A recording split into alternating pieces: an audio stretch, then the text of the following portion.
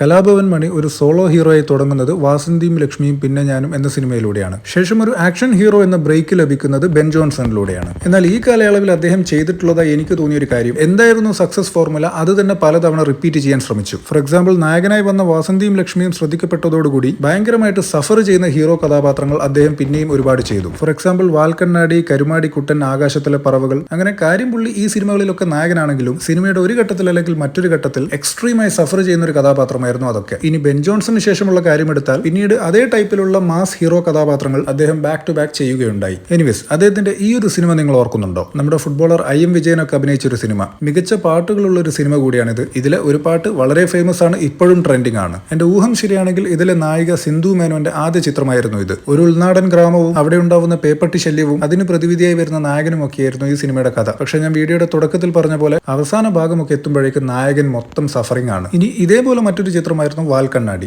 Again വളരെ മികച്ച പാട്ടുകളുള്ള ഒരു സിനിമ. പക്ഷെ ഇവിടെയും നായകന്റെ കണ്ടീഷൻ വളരെ മോശമാണ്. ഒപ്പം വില്ലൻ ഒരു പരിധി വിട്ട് ജയിച്ചുകൊണ്ടേയിരിക്കുകയാണ്. അപ്പോൾ ഒന്നിൽ കൂടുതൽ തവണ ഈ സിനിമകളൊന്നും കാണാൻ കഴിയില്ല എന്നതാണ് എനിക്ക് തോന്നിയിട്ടുള്ള കാര്യം. എനിവേസ്, ഇത് മാത്രമല്ല, ഇതേ കാലഘട്ടത്തിൽ തന്നെ ഇറങ്ങിയ കണ്ണിനും കണ്ണാടിക്കും, കിസാൻ തുടങ്ങിയ സിനിമകളൊക്കെയും കലാഭവൻ മണിയുടേതായി ഇപ്പോഴും ഞാൻ ഓർത്തിരിക്കുന്ന ചിത്രങ്ങളാണ്.